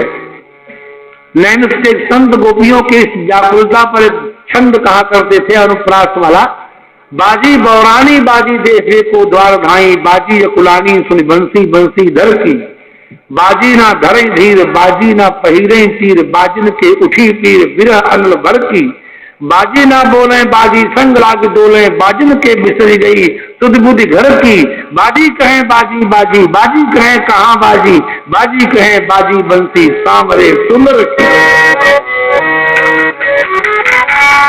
बोले है कोई आज जगमुरन्योन्य मलक्षितोद्यमा प्रकांतो जवलोलकुंडला। वेग से दौड़ी जा रही हैं, कुंडल हिल रहे हैं, लेकिन दूसरे को कोई नहीं देख रही। गाय धोते धोते मटकी पटक के चल दे, ये कम लगन मानी जाएगी? पति कह रहा है डाल दे उन्होंने थारी पटकी, शुश्रूषन्त्या पति काचित परिवेशयन्त्या, कोई परस रही थी, कोई सेवा कर रही थी, कोई गाय धो रही थी, कोई लिम्पन्त्या, कोई चंदन वंदन लगा रही थी, सब छोड़ छाड़ के व्यत्यस्त वस्त्रा भरना, कान का कुंडल नाक में पहना और नाक का फूल कान में पहना, व्यत्यस्त उल्टे सीधे आभूषण पहन लिए, दौड़ करके पहुंची। पति कहते कहां जाती हो? सुनो, अरे बच्चे, पति लोग तो वैसे जाकर डरते ही रहते हैं आप लोगों से, जानती ही हो। ताबार्यमाणा पति भी, पति लोग रोकते ही रह गए, पितृ भी, पिता रोकते ही रह गए, भ्रातृ बंधु भी, भाई भाई और बहन सब रोकते रह गए, तो पहुंच गए। तो यहाँ पर एक योग का बड़ा सुंदर स्वरूप है। हमारे समस्त पाप कब कटेंगे मालूम है? जब हम समस्त कष्टों का भोग कर लें। और समस्त पुण्य कब नष्ट होंगे? जब हम समस्त सुखों का भोग कर लें। तो दुस्सह प्रेष्ठ विरह तीव्र तापाधिता सुधा, गोपियां जब तक घर से निकलकर और यमुना के कुलिन तक पहुंची, इतने में इतनी विरह व्याकुलता हुई, इतना कष्ट हुआ कि सारे इतने कष्ट भोग लिए कि उनका सारा पाप नष्ट हो गया। और ध्यान ये था कि अच्युत भगवान मिलेंगे तो आनंद होगा। तो ध्यान प्राप्त क्लेश, ध्यान में ही श्री कृष्ण के आलिंगन की जो कल्पना की और उससे जो निर्वृत्ति माने परमानंद मिला, उससे उनका सारा पुण्य क्षीण हो गया।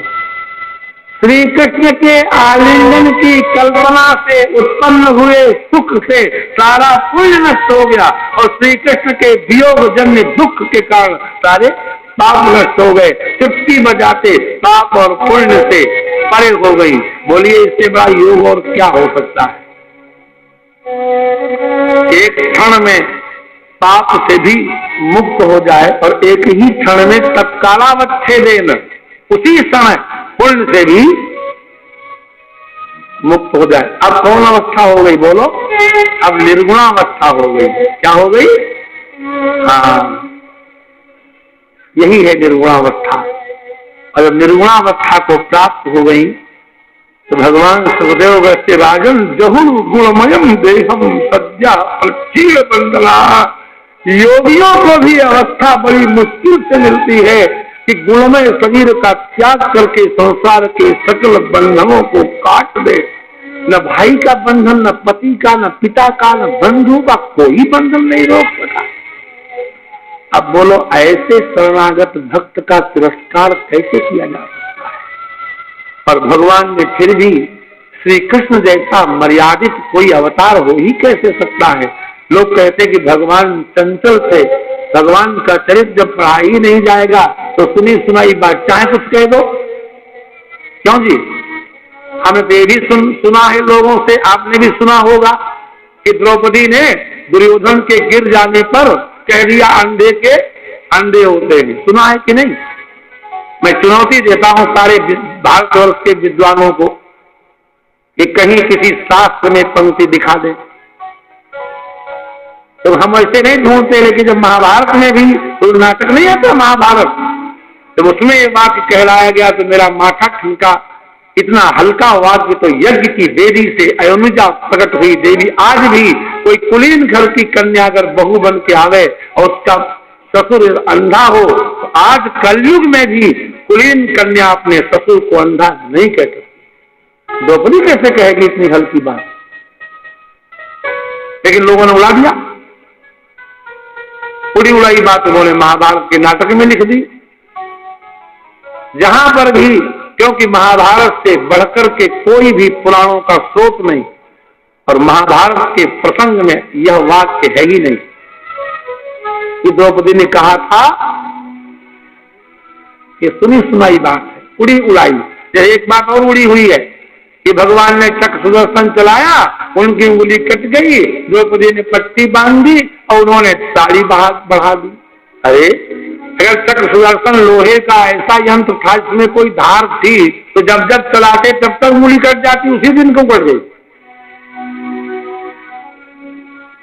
और पहली बात यह है कि चक्र को भगवान कभी भी उंगली में फंसा के नहीं चलाते, उंगली के ऊपर आता है केवल शोभा के लिए, और वो संकल्प करते हैं वही काम हो जाता है।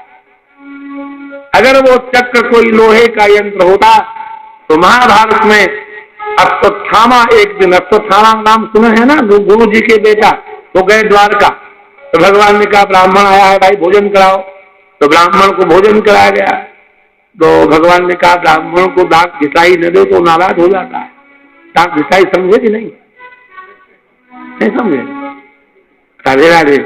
अभी हाँ, देखो ब्राह्मण को भोजन चाहे ऐसे वैसा करा दो और दक्षिणा तगड़ी दे दो तो रोम रोम से जो है आशीर्वाद देता है, और भोजन कितना भी बढ़िया कराओ और दक्षिणा कमजोर दो तो हाँ भोजन तो था लेकिन दक्षिणा कमजोर थी, इसलिए दक्षिणा तगड़ी देनी चाहिए। भगवान ने सोचा है ब्राह्मण तगड़ा है, महाराज दक्षिणा। तो अश्वत्थामा ने कहा कि अगर देना चाहते हो माधव तो अपना चक्र सुदर्शन मुझे दक्षिणा में दे दो। भगवान रोने लगे। भगवान ने कहा कि बलदाऊ मुझे प्राणों से प्रिय है, लेकिन उन्होंने कभी हमसे हमारा चक्र सुदर्शन नहीं मांगा। अर्जुन के लिए मैं प्राण दे सकता हूं, लेकिन अर्जुन ने भी हमसे कभी हमारा चक्र नहीं मांगा। मेरे चक्र सुदर्शन को तो हमारे पिता वसुदेव ने भी नहीं मांगा। अश्वत्थामा तुम चक्र क्यों मांग रहे हो? चक्र कोई दक्षिणा नहीं होती, आप दक्षिणा मांगो। अश्वत्थामा ने कहा नहीं देना चाहते तो मत दीजिए, लेकिन हम लेंगे तो चक्र सुदर्शन। बोले हम ब्राह्मण को विमुख कैसे करें? एक दिव्य भवन था, महाभारत में एक दिव्य शास्त्र है, उसमें एक देवी बनी हुई थी, चंदन के चूरे के दीप में चक्र सुदर्शन रखा हुआ था। अगर कपूर और मालाओं की पूजा भगवान कृष्ण नित्य उनकी करते थे। भगवान ने जाके प्रणाम किया और अश्वत्थामा से कहा ये रखे हैं ले लो। बड़ी अवज्ञा से बिना प्रणाम किए ही अश्वत्थामा ने जो उसको उठाने की कोशिश की तो झटका सा लगा, इसे मानो 440 बोल्ट लगे हों। तब अश्वत्थामा संभल गया, दोनों हाथ से पकड़ करके लगा उठाने तो उसके कानों से रुधिर निकलने लगा, इतनी शक्ति उसने लगाई, लेकिन चक्र सुदर्शन हिला ही नहीं। तब वो भगवान के चरणों पर गिर पड़ा, हे माधव इस चक्र को जिसको मेरे हाथों में 10,000 हाथियों का बल है मैं हिला नहीं सका, तुम इसको उंगली पर कैसे चलाते हो? भगवान ने कहा ये रहस्य मत पूछो, अब आप चाहो। तो भगवान की लीला बहुत गंभीर है। अगर भगवान मर्यादित न होते तो गोपियां जब सब कुछ छोड़ करके उनकी शरण में आई हैं, और जब भगवान ने प्रवचन किया है गोपियों के लिए कि देवी और तुमको इस तरह से अर्धरात्रि में घर छोड़कर नहीं आना चाहिए, तुम्हारी गायें रभा रही हैं, तुम्हारे बच्चे रो रहे हैं, तुम्हारे पति तुमको खोज रहे हैं। तो गोपियों ने कहा प्रभु ये बताओ स्त्री के संबंध कितने होते हैं? ये बड़ा गंभीर प्रश्न है। तो भगवान ने कहा स्त्री के केवल 3 होते हैं। कितने? पति, पुत्र और तीसरे में सारे संबंधी रिश्तेदार एक एक पल्ले में है। तो बोले हम क्या करें? बोले तुम इन तीनों की सेवा करो। तो गोपियों ने कहा यत्पत्य पत्य सुहृदा मनुवृत्ति रंग श्री राम स्वधर्म इति धर्म विदात्वयोक्तम। हे नंदनंदन मैं जानती हूँ कि आप जैसा धर्मात्मा संसार में कोई नहीं। ये वाक्य है। लोग कहते गोपियां उनको ईश्वर नहीं मानती थी। धर्म विदा, धर्म को जानने वाले तो केवल हे कृष्ण आप हैं। और जब आप जैसा धर्मात्मा ये बात कह रहा है कि पति अपत्य और सुहृदाम, तीनों संबंध एक साथ गोपियों ने। पति माने पति, अपत्य माने संतान और सुहृद माने संबंधी।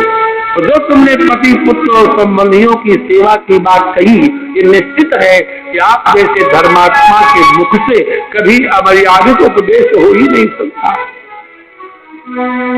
आइए आचार्य, अमर्यादित उपदेश नहीं हो सकता। इधर आ जाइए।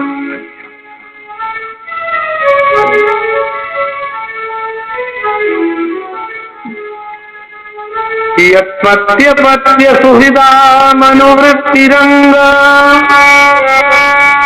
श्रीनाम स्वधर्म इति धर्म विदा त्वयोक्तम् अत्येवमेत दुपदेश पदे त्वयि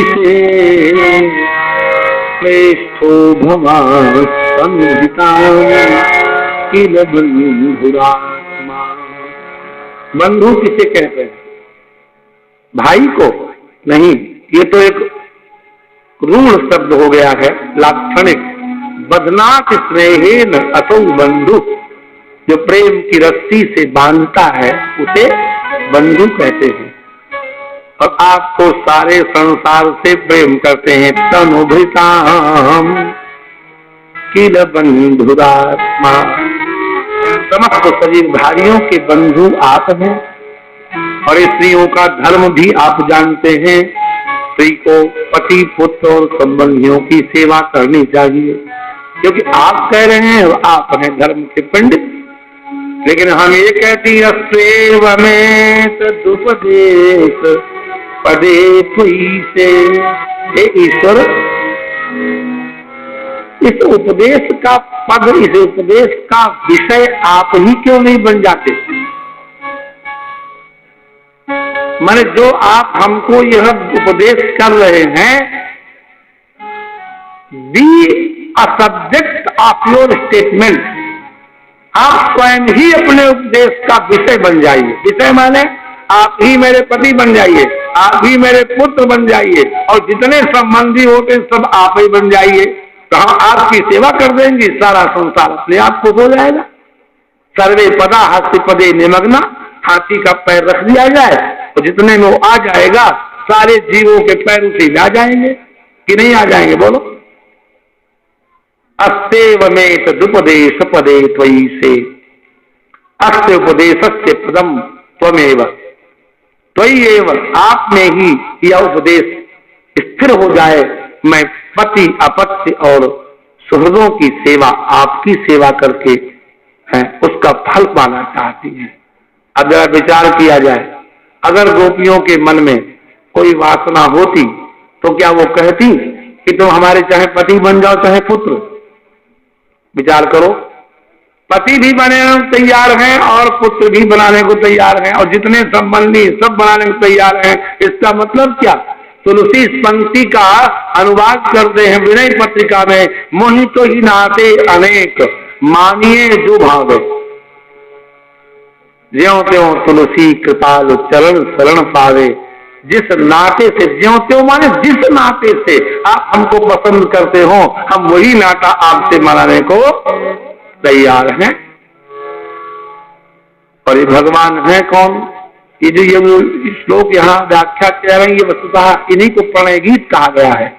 यही है प्रणय गीत, गोपियों को प्रेम पूर्वक गाया है गोपियों ने।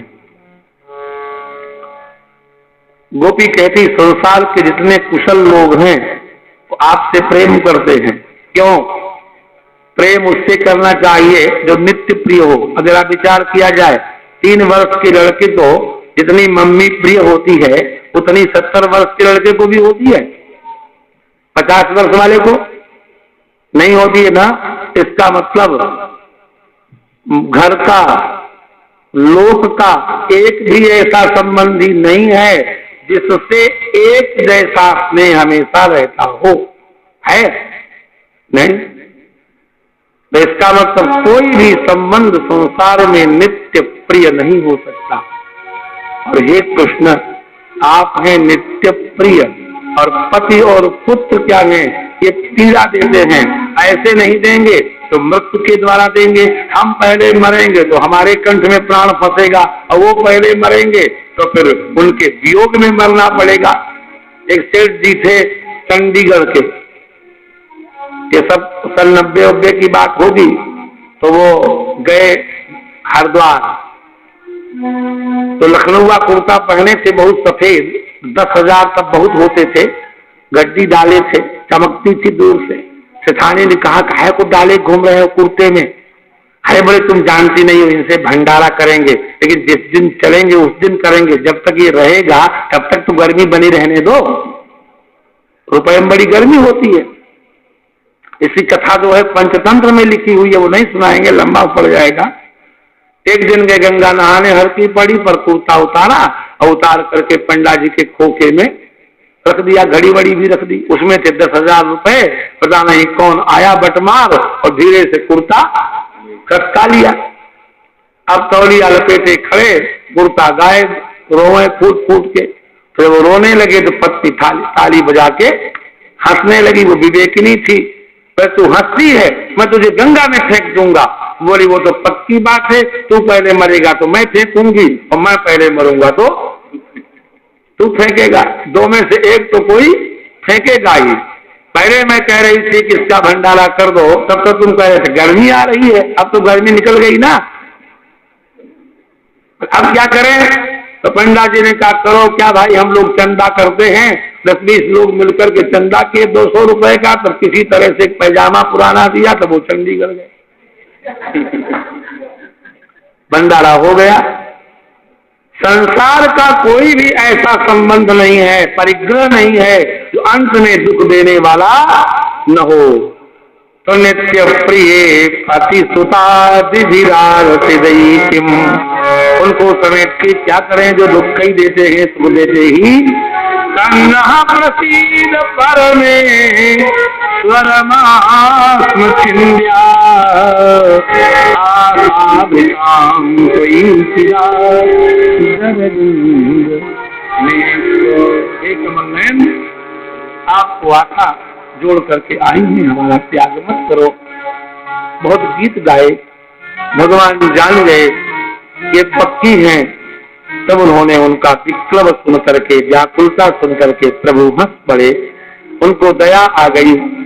और जब रमण करना चाहते हैं तो फिर सुखदेव भगवान ने श्रोताओं को सावधान कर दिया, ये मत समझना कि भगवान उनसे सुख पाना चाहते हैं। आत्मा रामोप्यरी रमक है, तो आत्मा राम स्वयं में आनंदित रहते थे, लेकिन अरि रमत कार से उनको रमण कराया। अति कमत माने उनको चमकाया, अति करत माने उससे करवाया। इसी तरह से अरि रमत माने उनको रमण कराया, रमण किया नहीं। आत्मा रामो भी अरि रमत, गोपियों को रमण कराने के लिए भगवान ने बाहु फैला दी। बड़ा सुंदर वर्णन किया है, बाहु प्रसार परिरंभ कराल नीरी स्तनाल भन निर्मल खाद्य पातैर्यावलोक हसितैर् ब्रज सुंदरीणाम् उत्संभयन् प्रतिपत्म रमयांचकार रमण कराने लगे। उत्तम भयन रतिपति रमयान होने लगा।